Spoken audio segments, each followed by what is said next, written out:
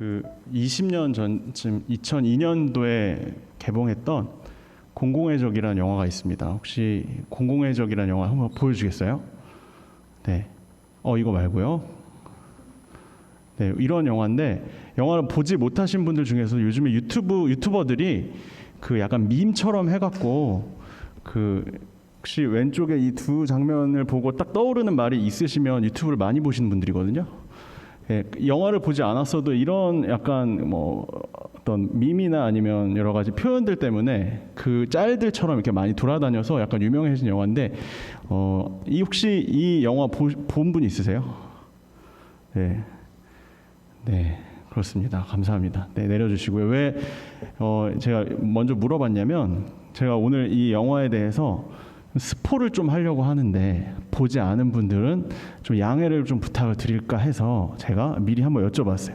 혹시 제가 설명하는 거는 한계가 있기 때문에 제가 이 영화에 대해서 스포를 해드려도 나중에 영화를 나중에 이렇게 보시면 크게 지장은 없습니다. 왜냐하면 저는 영화 실제로 보는 것만큼 재밌게 이야기를 하지는 못하기 때문에 그럼에도 불구하고 여러분들이 양해를 해주시면 제가 조금 스포를 해도 될까 하는데 괜찮으세요?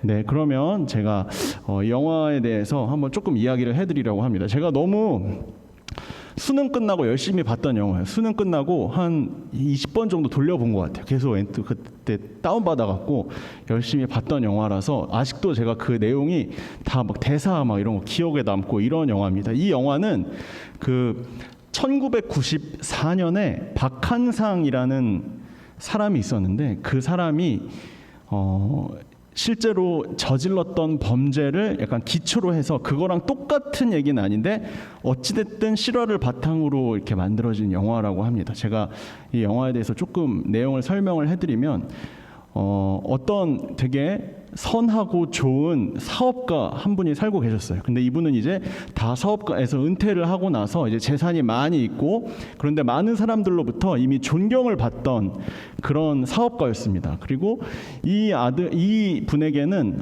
아들이 하나 있었는데 아들이 잘 나가는 펀드 매니저였어요. 근데 그러던 어느 날 이제 이분이 계속 어려운 친구들을 뭐 고아들도 도와주고 양로원도 도와주고 여러 군데 많은 좋은 일들을 많이 기부를 하면서 많은 좋은 일들을 하고 계셨는데 그러던 어느 날 자기가 평소에 도와주고 있던 고아원이 빚쟁이에 의해서 넘어가게 생겼다는 이런 이야기를 듣게 된 거예요. 그래서 이 고아원이 자기가 도와주지 않으면 빚쟁이들의 손에 넘어가서 결국에는 망하게 되겠다라는 소식을 듣게 된 겁니다. 꼭 이 고아원을 내가 도와줄 수 있으면 좋을 텐데 하고 물어봤더니 도와줄 수 있는 방법을 알려줬어요. 이 고아원을 살리려면 10억 원이 필요하다는 거예요. 10억 원만 딱 내주면 이 고아원이 계속해서 잘 운영될 수 있다라고 이제 이야기를 들은 겁니다. 그런데 마침 이 사회사업가를 하시던 이분께서 자기 아들한테 10억 원 유산으로 남겨주기로 한 돈이 있었어요. 그런데 이 아들이 이 10억 원을 미리 받아서 직업이 펀드 매니저잖아요. 그러니까 좋은 투자처를 이미 알고 있었기 때문에 이 10억 원을 갖다가 그 투자처에다가 투자를 한 상황이었던 거예요. 그런데 그 아버지가 아들을 불러다가 지금 당장 너한테 주었던 이 펀드 투자한 10억 원을 다시 회수해 오라고 이렇게 이야기를 합니다. 이 이야기를 듣자마자 이 펀드 매니저였던 아들이 화를 내기 시작합니다. 아버지 그건 되게 어리석은 일이에요. 지금 조금만 기다리시면 그 투자금 원금 다 회수하고 몇 배 몇십 배 해서 지금 계획하셨던 그 고아원 10개 20개는 살 수 있어요. 막 이렇게 이야기를 했던 겁니다. 그래서 그 아버지가 안 된다. 지금 당장 이 10억 원을 빼서 고아원 아이들을 도와주지 않으면 이 아이들은 전부 다 뿔뿔이 흩어져서 어디에서 살지 모른다라고 이렇게 이야기를 했습니다. 결국에 이 아들을 향해 불호령을 내리면서 당장 내가 너에게 줬던 그 투자금 10억 원 빨리 빼와서 그 아이들에게 건네주라고 이렇게 이야기를 했습니다. 이 이야기를 들은 아들 펀드 매니저가 너무 마음속에 화가 나서 답답해서 어떻게 할까 고민을 하다가 이 아들이 극단적인 결정을 하게 됩니다. 어느 비 오는 날 밤에 부모님이 살고 계시던 집에 찾아가서 그 부모님을 다 칼로 찔러 죽인 거예요. 칼로 다 찔러 죽였는데 이 사람 아들의 원래 직업이 뭐라고 그랬어요? 펀드 매니저잖아요. 펀드 매니저니까 깡패가 아니니까 칼로 찌르는 방법이 서툴렀던 거예요. 그래가지고 이 아들이 아버지와 어머니를 칼로 찔러 죽이는데, 칼로 찌르다가 그 칼이 서투르는 바람에 손톱이 이렇게 빠진 거예요. 그러고 나서 그 아들이 유유하게 그 사건 현장에 다 밀가루를 뿌려서 그 증거를 다 없애고, 그리고 본인은 화장실에 가서 샤워를 하고, 그리고 유유히 사라졌습니다. 그런데 그러다가 아버지가 죽어가던 아버지가 이렇게 쓰러져 있는데, 그 자기가 이렇게 바닥에 떨어져 있는 손톱을 발견한 거예요. 자, 누구의 손톱이에요? 아들의 손톱이었던 거예요. 그래서 그 손톱을 그냥 먹어버렸습니다. 그리고 나서 이 사건이 이제 다 미궁에 빠졌어요. 대체 이렇게 아무런 원수도 없고 이렇게 죽임을 당할 만한 이런 일이 전혀 없을 못한 이런 사회사업가가 어떻게 이렇게 잔혹하게 칼에 찔려서 죽음을 당할 수가 있는 것인가? 아무리 주변을 다 조사를 해봐도 도저히 증거를 찾을 수가 없었어요. 자, 그러다가 이 영화의 주인공 중 한 명이었던 그 형사가 결국에 그 아버지의 시신을 이렇게 다 뒤지다가 목에서 무언가를 발견했습니다. 자, 그게 뭐였을까요? 그 아들이 이렇게 자기를 찌르다가 그 칼에 잘못 이렇게 베어서 이렇게 떨어져 나간 손톱을 아버지가 먹은 것을 발견을 하게 됩니다. 그래서 결국에는 이 아버지를 죽인 사람, 부모님을 죽인 사람이 누구인지를 온전히 찾게 되어서, 자, 이런 이야기가 결말이 나게 됩니다. 나중에 영화를 찾아서 보시면 좋을 것 같고요. 여러분, 놀랍게도 제가 지금 말씀드렸던 이 공공의 적이라는 영화랑 성경에 나오는 어떤 얘기랑 굉장히 비슷하다는 것을 여러분들이 혹시 아실지 모르겠어요. 우리가 같이 함께 읽은 본문 말씀, 누가복음 15장 11절에서 24절까지 이 말씀이 제가 방금 말씀드렸던 이 공공의 적 영화랑 굉장히 비슷한 내용입니다. 대체 어떤 부분이 대체 비슷한 것인가? 우리가 같이 함께 봤으면 좋겠는데, 우리 같이 함께 읽은 누가복음 15장 12절을 보면 이제 어떤 부자 아버지와 그리고 아들에 대한 이야기가 나옵니다. 우리가 잘 알고 있는 이야기죠. 그런데 12절을 보면 둘째 아들이 아버지에게 찾아가서, 아버지, 저에게 유산으로 주시기로 약속했던 그 돈을 저한테 좀 미리 저한테 주세요. 제가 좀 사용을 좀 해야 될 것 같습니다. 라고 이야기를 합니다. 그리고 나서 그 다음에 13절을 보면 자기가 이 돈을 다 가져가서 허랑방탕하게 다른 나라에 또 가서 재산을 다 낭비했다라는 내용이 나옵니다. 여러분들 다 알고 계시죠? 이 내용이 왜 공공의 적이라는 영화랑 비슷하냐면, 옛날 유대 당시에는 아버지가 가지고 있는 재산을 미리 좀 제가 땡겨 받아서 좀 쓰겠습니다라고 말하는 거는 어떤 의미냐면, 아버지 좀 일찍 죽으세요. 좀 빨리 죽으세요. 죽은 다음에 줄 유산을 좀 저한테 좀 미리 좀 주세요라는 것과 크게 다를 바가 없는 그런 말이었다는 겁니다. 그러니까 만약에 이 말을 어떤 아버지가 듣게 되는 순간 그 유대 사회에서의 상식에서는 바로 귓방망이에요. 바로 날아갑니다. 지금 나 죽으라는 거야? 라고 말하는 것과 마찬가지의 말이었기 때문입니다. 그런데 우리가 잘 알다시피 이 아버지는 자신의 아들에게 뭘 줬어요? 그 모든 재산을 다 나누어 줍니다. 혹시 한 3주 전, 4주 전쯤에 제가 말씀을 드릴 때 이 부분이 나왔는데, 옛날 이 유대 사회에서는 재산이 첫째 아들한테는 전체 아들이 받아야 할 유산 중에 3분의 2, 첫째 아들이 3분의 2를 받고, 그리고 둘째 아들은 3분의 1을 받게 됩니다. 그런데 아마 이 룰이 깨졌을 가능성이 커요. 왜냐하면 둘째 아들이 먼저 달라고 했잖아요. 그렇죠? 그러니까 원래 자기가 둘째 아들이 받아야 할 유산보다 훨씬 많이 챙겨간 거예요. 거기에 또 모자라서 그 유산을 혹시 아버지가 다른 마음을 먹지 않을까, 혹시 형이 자신에게 다른 마음을 먹지 않을까 생각하니까 이 둘째 아들이 이 재산을 다 챙겨가지고 다른 나라로 날라버린 거예요. 다른 나라로 날아가서, 자, 어떻게 했어요? 허랑방탕하게 그 아버지가 남겨주었던 모든 유산들을 다 써버렸다. 허랑방탕하게 낭비했다라고 13절에 나오고 있는 겁니다. 그리고 나서 이 아들이 다 모든 돈을 다 쓰고 난 다음에, 자, 그 다음에 보면 이 아들이 돈을 쓰고 나서 어떻게 해야 될지 몰라서 결국에는 그 나라에 있던 어떤 사람의 종으로 팔려가게 되었다라는 장면이 나옵니다. 그리고 나서 그 다음에 어떻게 돼요? 그 종으로 팔려간 다음에 너는 저기 돼지 농장에 가서 일이나 해라고 하는 바람에 이 둘째 아들은 돼지 농장에 가서 그 돼지들과 함께 뒹굴면서 돼지들이 먹는 쥐엄 열매를 따먹으면서 그렇게 살아가게 됩니다. 옛날에 유대 문화에서는 돼지라는 동물이 굉장히 불결한 동물이었어요. 신명기 말씀을 보면 이 돼지가 얼마나 불결한 동물인지에 대해서 나와 있습니다.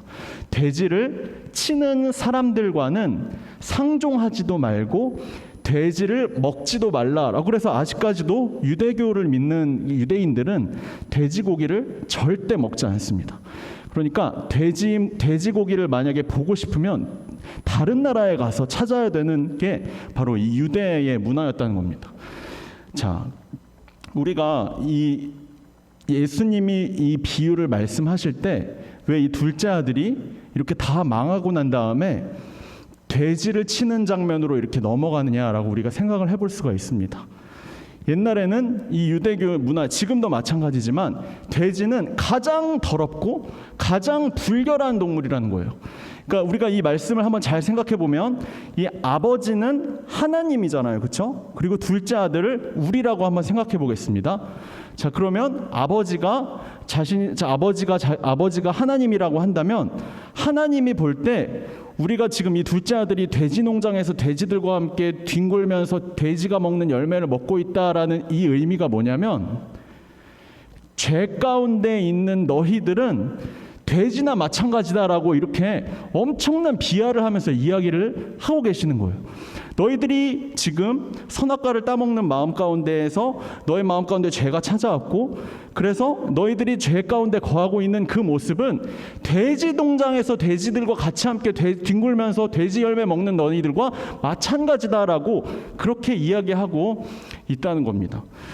제가 2주 전, 3주 전에 걸쳐서 제가 이 그린마일이라는 영화에 대한 설명을 하면서 우리가 그 죄 가운데 거하고 있다라는 이야기를 제가 많이 드렸던 것을 기억하고 계실 것입니다. 로마서 1장 28절부터 32절까지에 보면 우리가 어떤 죄악으로 인해서 죄인이 될 수밖에 없었는지에 대한 내용이 아주 구체적으로 나와 있습니다.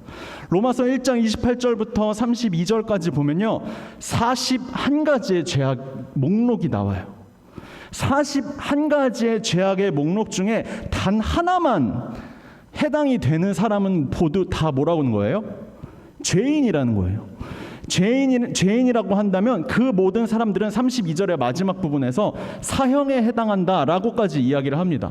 하나님이 보시기에 전지적 하나님 시점에서 하늘에서 땅에 있는 우리가 인간들을 다 내려다 보았을 때 그 사람이 죄인이라고 한다면 하나님이 볼 때 그 사람은 모두 사형에 해당하는 죄를 가지고 있는 사람들이고, 그 사람들은 결국 예수님이 말씀하신 이 비유에 나와 있는 바와 같이 돼지 농장에서 돼지들과 같이 함께 뒹굴면서 돼지들이 먹는 열매나 먹고 있는 그런 존재들과 마찬가지다라고 이야기를 하고 있다는 것입니다.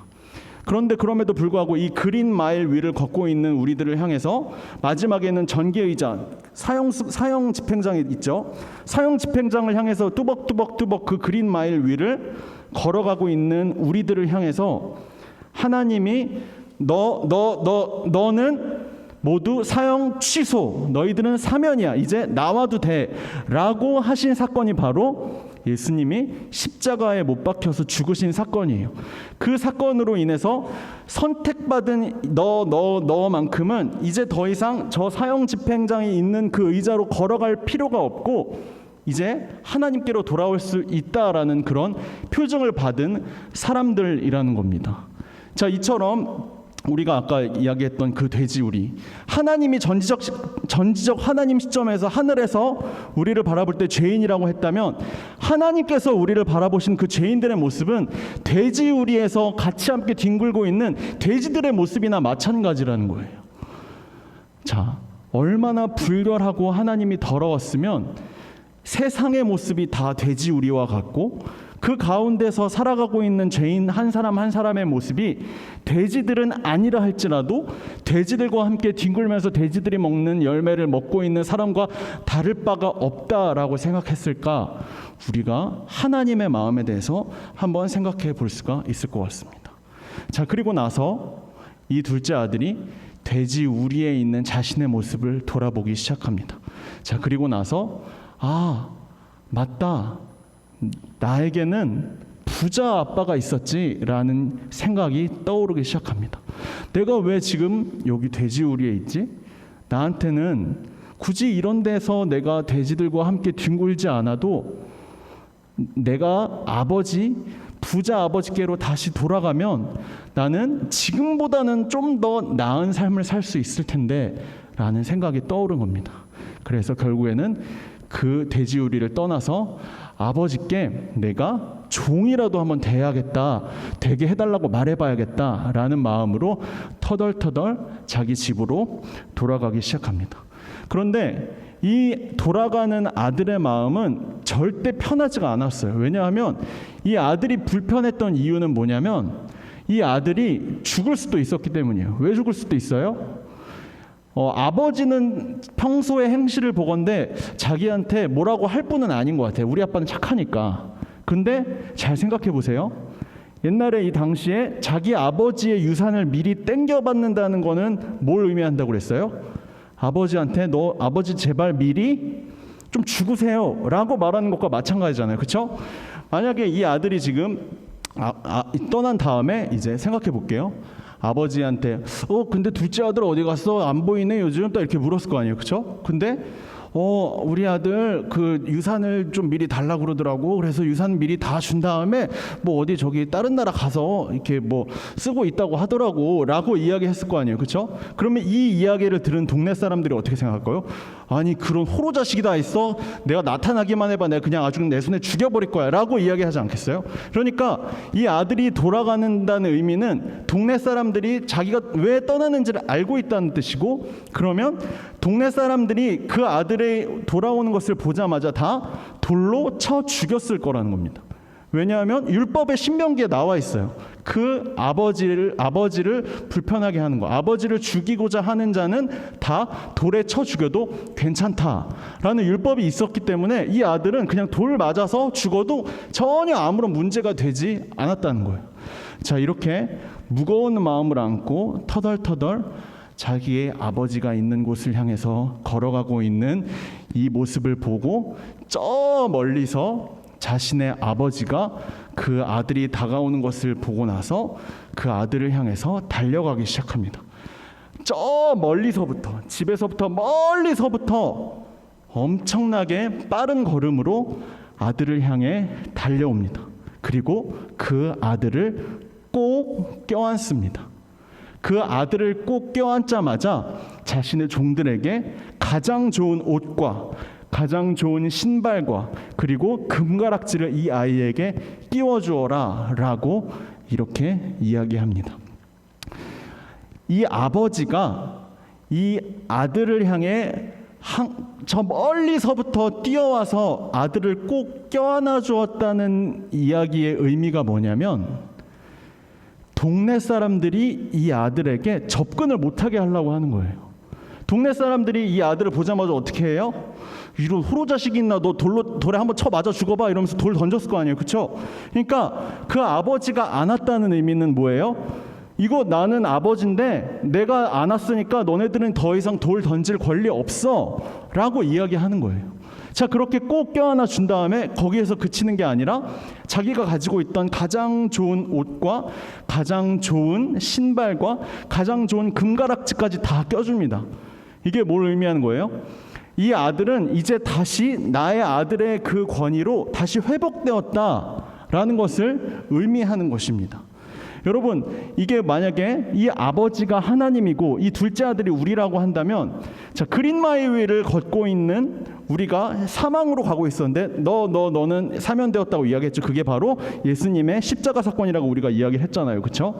예수님이 십자가에 못 박혀 돌아가심으로 인해서 우리가 더 이상 죽음의 길을 걷지 않아도 되고 우리가 다시 생명의 길을 걷게 되었다는 것뿐만 아니라 그 의미가 바로 그 사면의 사건이라고 한다면, 여기서 말하는 그 예수님의 그 사면 사건의 의미는 바로 여기서 예수님이 이 둘째 아들을 꼭 껴안아 주었다는 의미랑 마찬가지입니다.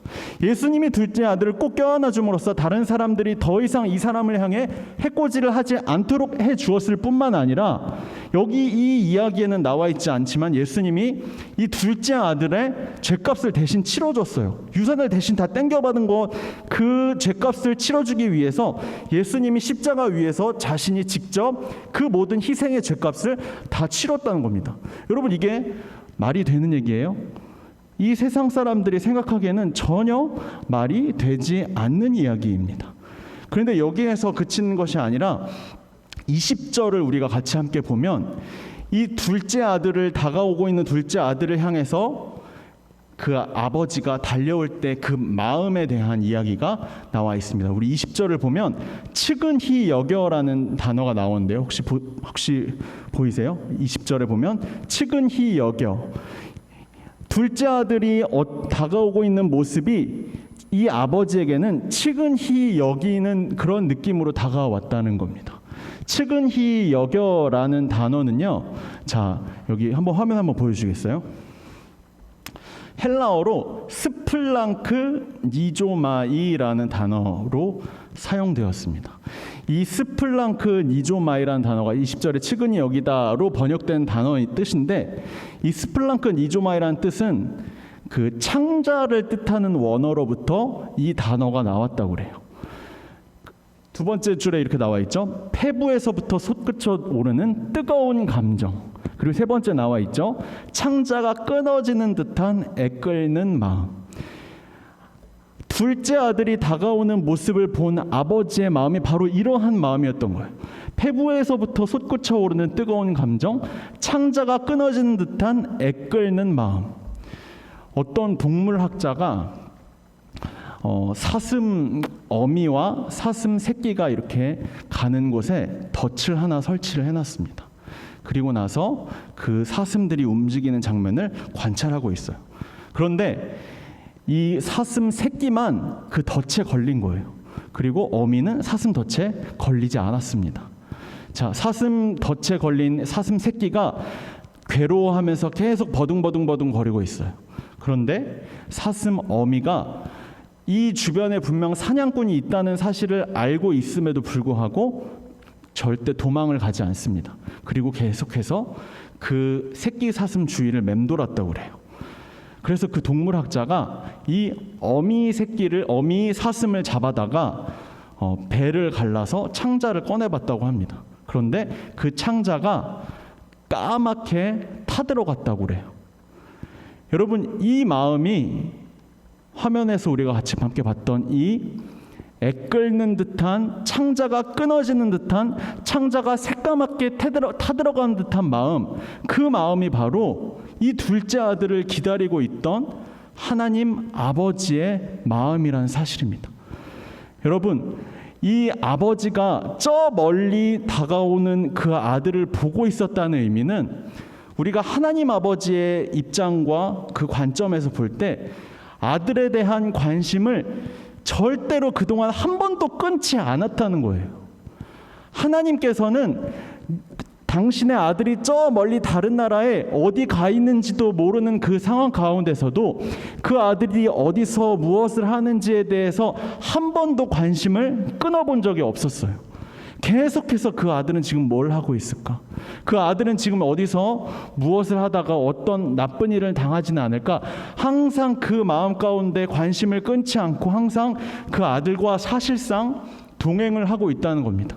그렇기 때문에 그 아들이 저 멀리서 다가오는 것을 바로 캐치하고 그 아들을 향해서 애끓는 마음, 창자가 끊어지는 듯한 마음, 그 창자가 까매지면서 이 아들이 어떻게 되진 않을까 하는 마음, 그 애끓는 마음이 바로 불쌍히 여기는 마음, 하나님 아버지의 마음이었다는 겁니다.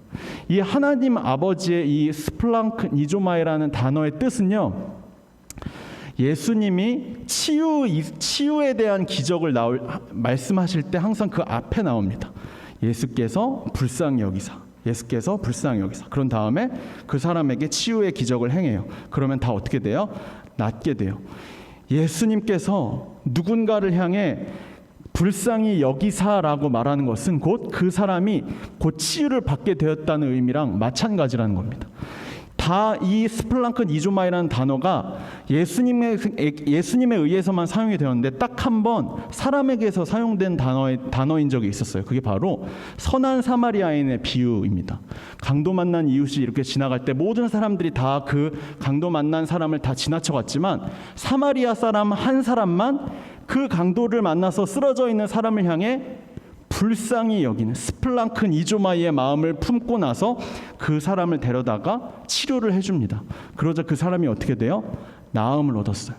이게 바로 하나님 아버지의 마음, 불쌍히 여기는 마음, 스플랑크 니조마이라는 단어의 뜻이라는 겁니다.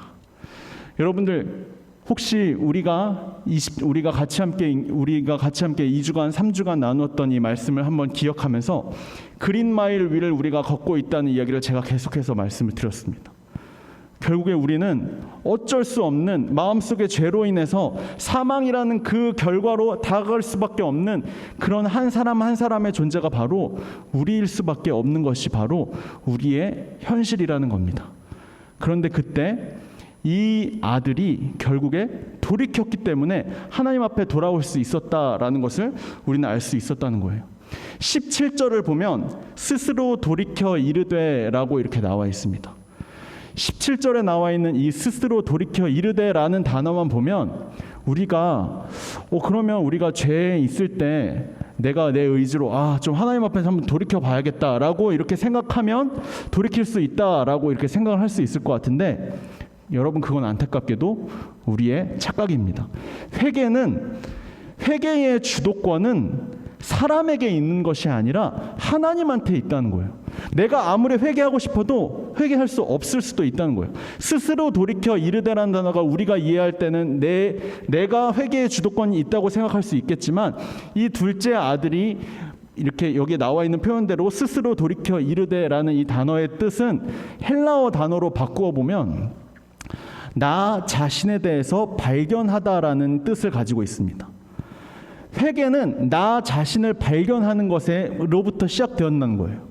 나 자신을 어떻게 발견해요? 지금 내가 돼지우리에 있는 상황이구나라는 것을 깨닫는 것이 바로 나 자신에 대해서 발견하는 겁니다.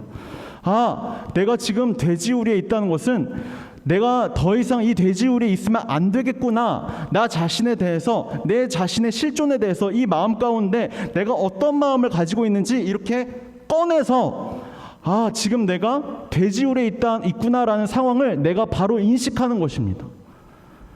내가 지금 돼지우리에 있는데도 돼지우리에 살고 있는지 모르는 사람들도 너무 많아요. 지금 내가 죄 가운데 살고 있는데 난 지금 행복한데요? 나 지금 너무 즐거운데요? 라고 말하는 사람들이 너무나 많습니다. 그런데 안타깝게도 여러분, 내가 죄 가운데 있는 것을 깨닫게 해주시는 분은 바로 성령 하나님입니다. 회개의 주도권은 사람에게 있는 것이 아니라 하나님한테 있다는 거예요. 여러분, 그 이유를 또 하나 말씀드리겠습니다. 이 누가복음 15장은 어떤 세 가지 이야기 중에 세 번째로 나오면서 결론으로 끝나는 이야기입니다. 누가복음 15장 첫 번째 이야기를 보면 예수님께서 100마리의 양 중에 한 마리를 찾는 장면에 대해서 나오고 있습니다. 자, 양을 찾는 분이 누구예요? 양을 찾는 분, 딱 한 마리 잃어버린 양을 찾는 분이 누구예요? 하나님이에요. 그리고 두 번째로 나오는 비유가 10드라크마의 비유입니다. 어떤 처녀가 한 드라크마가 예를 들어서 한 1,000만 원이라고 생각을 해보면 될 것 같아요. 1,000만 원짜리 수표 10장을 잃어버린 거예요. 이 처녀가 혼수를 하려고 돈을 준비를 했는데 1억 원을 준비를 했어요. 1,000만 원짜리 수표 10장을 준비를 했는데 1,000만 원을 잃어버린 거예요. 자, 그럼 어떻게 해야 돼요? 길을 쓰고 찾아야 되잖아요. 그렇죠? 자, 찾는 사람 누구예요? 이 처녀죠. 이 10개의 귀중한 보물 중에 하나를 찾는 거는 처녀, 그러니까 하나님이에요. 이 찾는 분은 하나님이라는 겁니다. 그리고 그 다음에 나오는 비유가 이 두 아들 중에 한 아들을 찾는 비유입니다. 자, 그렇다면 이 아들을 찾는 분이 누구예요? 아버지잖아요. 하나님 아버지가 우리를 찾고 있다는 그런 이야기가 결론이에요.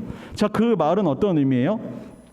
회개는 하나님 믿어보니까 좋을 것 같아. 한번 내가 예수님을 내 마음의 구주로 영접해야겠다라고 믿기로 다짐하고, 자, 그리고 열심히 교회 나올게요 라고 하는 게 안타깝게도 회개가 아니라는 겁니다.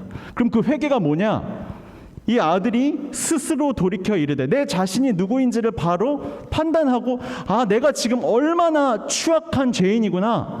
하나님이 보시기에 이렇게 돼지우리 가운데서 뒹굴면서 돼지들이나 먹는 열매들이나 먹고 있는 이렇게 비참한 존재이구나. 그렇기 때문에 나는 하나님 없이는 도저히 살아갈 수 없는 그런 존재이구나라는 것을 깨닫는 순간이 바로 회개의 순간이라는 겁니다.